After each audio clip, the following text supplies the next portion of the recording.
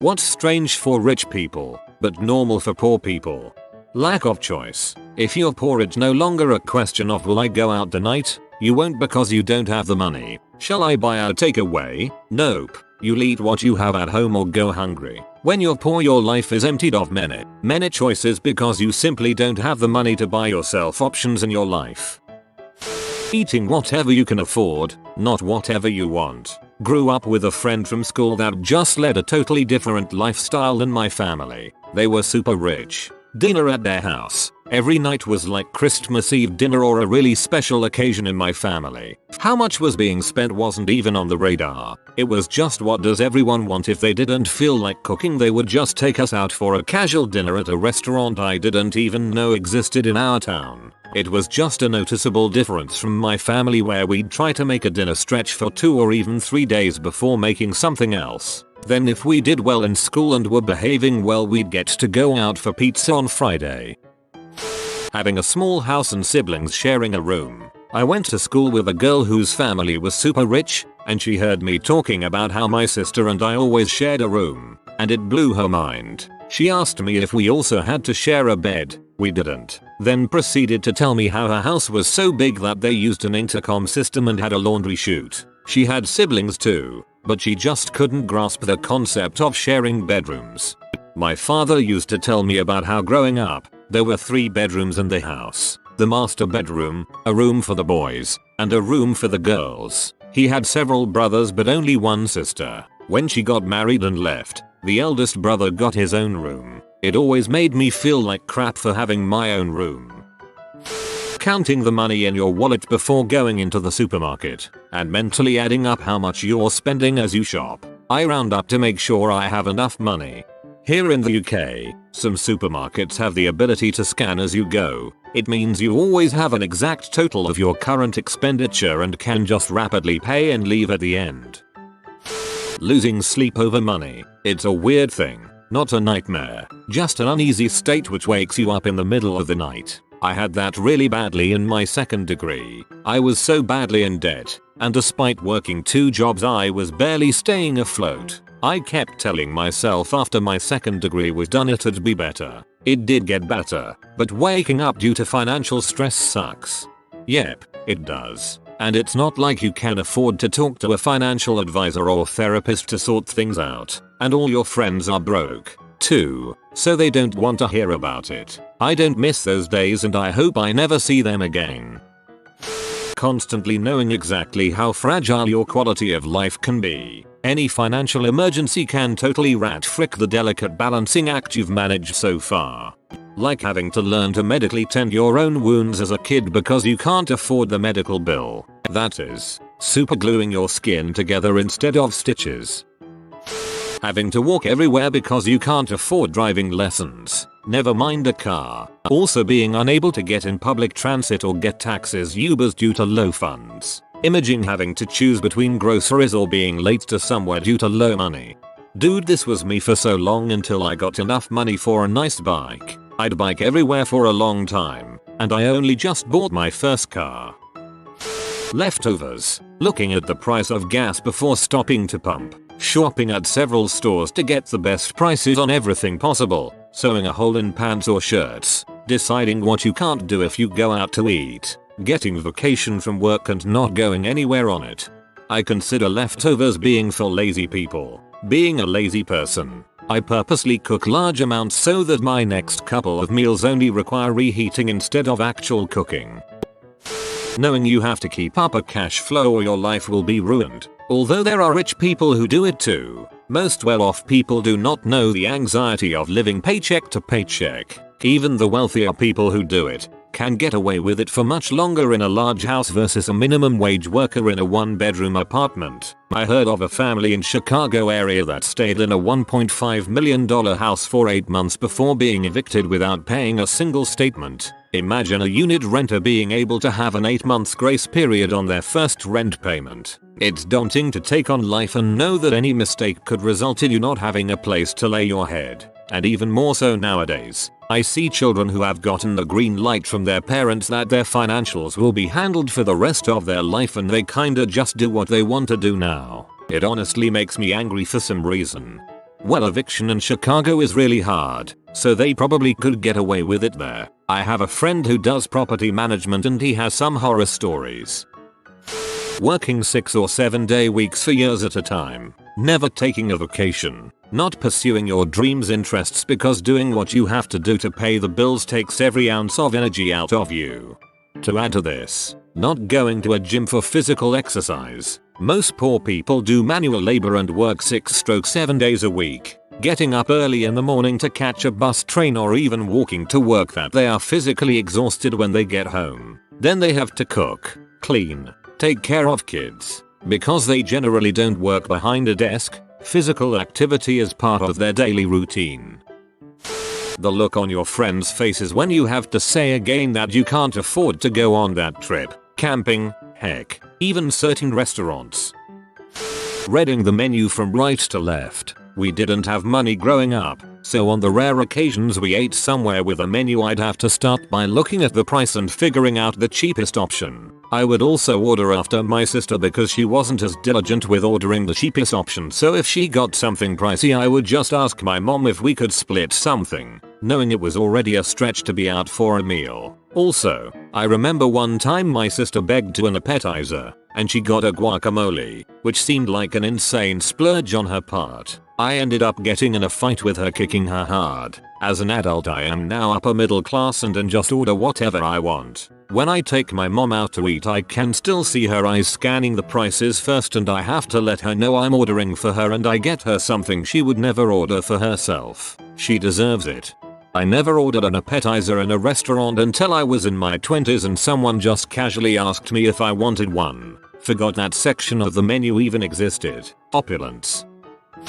Off-brand cereal as a kid. The kind that comes in the giant bags for $5. Bags of clothes passed around by parents that you got your new clothes from. Never taking vacation anywhere but my grandparents' house 2 hours away. We never had the money to take a week off and go to the Grand Canyon or Disneyland or something like that. Forget going out of the country ever. Family vacations like you see on TV where everyone gets packed up and goes to Florida or London. I always wondered how they always had the money to go places with the whole family like that. MLMs. When I was a kid, every mom I knew was into Amway or Tupperware or some other party job. That's what I called them. They'd throw the most boring parties in the world to try to sell projects. Growing up and not automatically having the option of taking chances. When you don't have a lot of money, things rich people do with their money, like investing it or using it for a startup business, are out of the question. You can't pay your gas bill with a share in the stock market. If you have money, you can do all sorts of things with it to gain more money, but if you don't have much to begin with, it's far too precious to put into risky ventures that might someday pay off.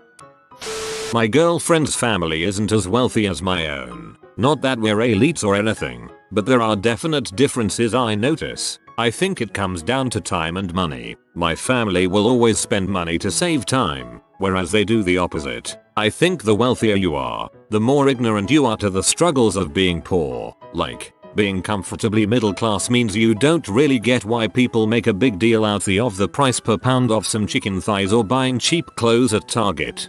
Being upper class, you don't understand why people even have to devote energy to shopping at all.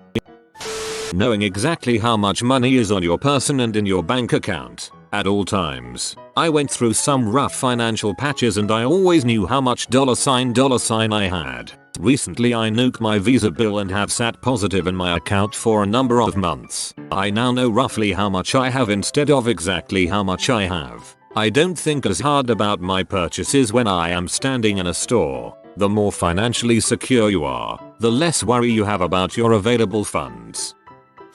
The streets of your neighborhood being covered in broken glass. Related to that being those plastic roses that come in long glass tubes.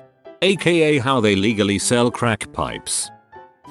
Putting down a pet you love because you cannot afford the surgery treatments to keep them alive. Smiling through being talked down to and harassed because the other option is unemployment. Scrounging for change in order to pay the electricity bill that will otherwise be shut off tomorrow. I worked in high-end antiques for about 5 years. The clientele were the sort of person who would drop $735K on a duck decoy, or $300K on a chest of drawers. I have absolutely nothing positive to say about these people. Nothing. But I have some very juicy rich people being awful stories if anyone's interested. I am very interested in hearing those, even if only to give you a place to vent. I like hearing those thug. Paying for gas with change, not quarters, pennies and nickels, and hoping it's enough to get to payday. Also choosing not to eat anything that day because it was pennies and nickels for gas or pennies and nickels for food, and you gotta get to work somehow.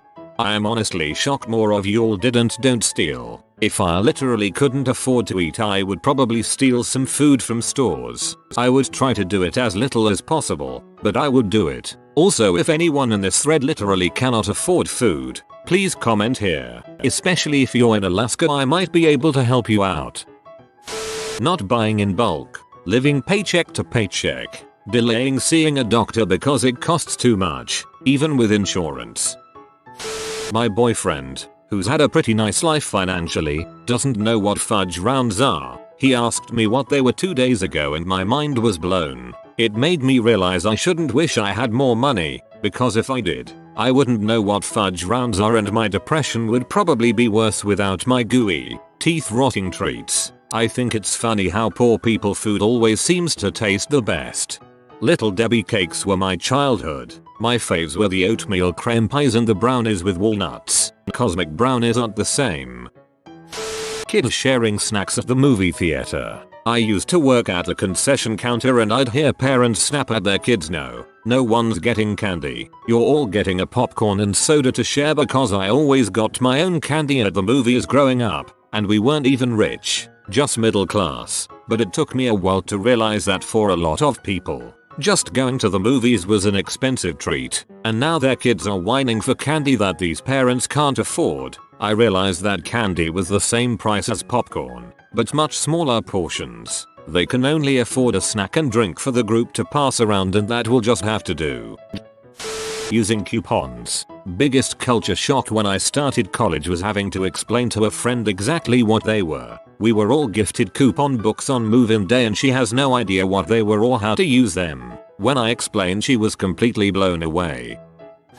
Deciding which bill doesn't get paid. Buying something you thought was on sale wasn't, and not wanting to make a scene and have people call you out for not having enough money, so you just have them take the item off your total. Ignoring phone calls because you never know which one's a debt collector. Turning the key and praying that the car starts, or you're going to be living on the street because paycheck to paycheck doesn't allow for a day off to fix the car, nor does it allow for repairs.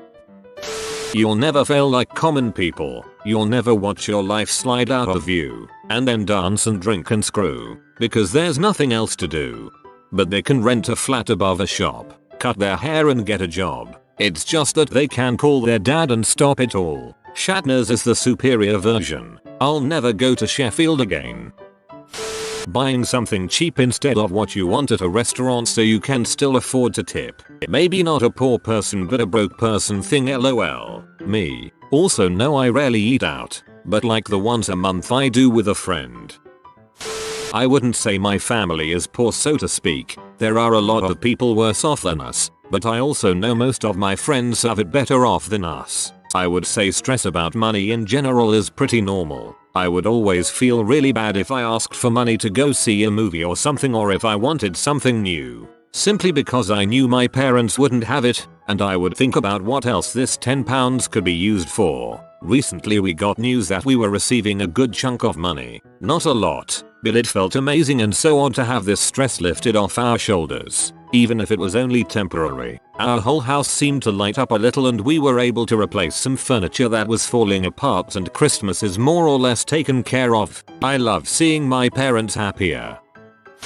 Having a change jar in the bedroom. At the end of the day, when you are about ready to go to bed, you empty your pockets and place the coins in the change jar. When the change jar gets full, or you run short of cash, you take the jar to the bank, or CU, and exchange it for real money, that is, paper bills. If you've ever run out of food 3 days before payday and had to take your change jar in to pay for groceries, you know exactly how useful this is. If you are a rich person, this might not ever occur to you too. You probably put your groceries on a card, ATM, debit, Visa, And don't concern yourself with saving the coins. For rich people, the rough equivalent of that is cashback and rewards points on credit cards, but it doesn't have nearly the same significance as the coin jar. Having to decide between filling a prescription and paying the final notice on the power bill, and I'm in Canada where insulin and other diabetic maintenance drugs are relatively cheap compared to other countries. Counting the days until payday, checking your account balance, then dividing so you can figure out how much you can spend until the next check. It's budgeting but for poor people. Fast food. My parents are quite rich and I distinctly remember going to Pizza Hut with them once when I was visiting. They'd never been there before. Watching my dad ask for truffle oil and my mum ask for red wine was so cringe I thought my face was going to fall off. Empathy. Especially in people who were born rich, you see a lot of trouble even understanding the plight of those less fortunate. It's such a foreign concept. I came across this myself when I started dating my girlfriend. She grew up the kind of dirt poor you don't even hear about. Food banks, houses with collapsing roofs, sleeping in cars and on family couches because her parents had to travel town to town looking for work. Coming from a middle class family where food was always in the fridge and we only got lightly scolded for leaving the lights on, it was a depressing shock to my system. I guess I always knew it existed, but it was never real for me till it impacted someone I care so much about. Telling your kids to take a second helping while you smile and assure them you aren't hungry and will eat later. At-home haircuts. I always felt intense guilt about not being able to offer anything to people asking for help on the street, especially when it is super hot or cold. A bottle of water or some warm tea is at least something. Feeling unworthy of any public assistance because someone else is worse off. Not being able to afford it to take off work for medical reasons. I'm a Marine vet and the VA clinic where I live wants me to drive hours away to get an MRI and new x-rays even though there's a hospital literally walking distance from the VA clinic. The VA pays X amount for gas or provide transportation for free, but I'd still have to take an entire day off work to get that stuff done even if it is free, so in the meantime I work 2 jobs and exacerbate underlying medical issues just hoping I can afford to take a day off work before I'm paralyzed. When you go to dinner with a group of friends and people start to order apps and drinks, poor people start to get nervous about how the bill will be split and if they'll be expected to split evenly even if they don't have any drinks. When you're more rich you tend not to worry about that stuff. Having a problem when you owe money. If you owe the bank $10,000 you have a problem. However, if you owe $1 million the bank has a problem. $1 million is a pretty low amount. You won't even get allocated your own personal banker for that amount. Waiting. Can't afford to skip many lines or take alternatives not available to the muck of the earth like myself. Cleaners, gardeners, assistants, lawyers. All these people save you time everywhere. It seems counterproductive to clean your own house when you can be doing something else that pays 50 times what you pay the cleaner to do it.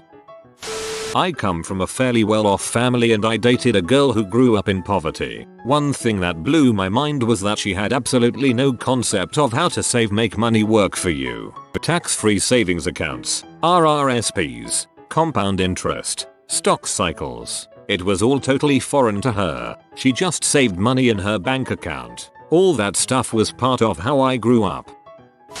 Realizing that your fiancé and yourself will probably never be able to afford the perfect wedding. So you have to decide to either save for an insanely long time or just settle for whatever you can throw together now. Also trying not to think about the honeymoon.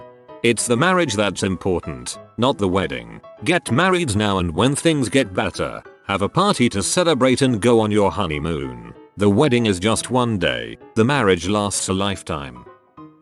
Not having the benefit of the doubt. When you're rich, especially white and rich, and get into trouble, the default assumption is that you made one-time mistake, suffer from mental illness, addiction, etc., and you deserve mercy. Conversely, when you're poor, especially brown and poor, the default assumption is you're a godless heathen who needs to be taught a lesson. That lesson usually shakes out to a disproportionate prison sentence for the same, sometimes even lesser, crime. Of course, if you're already poor, going to prison all but assures that you'll remain poor for the rest of your life. Not only that, it means that in all likelihood your kids will grow up poor. and the cycle continues. Not filling the gas tank all the way up because you don't have enough money. Scraping for change for gas to get to work. Vacations. My ex was so confused on why I couldn't go to Japan with him for the summer. Mind you, we were both college students. My family is definitely not rich, we share a small apartment, and so, I had to explain to him that all my money went towards schooling and helping out family. Never thought there would be a day I would have to explain something like that. Taking leftovers from dinner or a party. I remember taking my girlfriend to an opera recital at a very prominent family's home. I was close friends with the singer, quality woman. Her grandma was helping serve the food. Well, at the end of the night her grandma offered some leftover cake to her and of course she accepted. I started seeing the looks from other guests. No one else took any food. Lots of people were giving us the side eye. I could tell it wasn't socially acceptable with that crowd. It was an interesting experience. If you are new to the channel, you can subscribe. I publish new videos every day. Until then, check another video.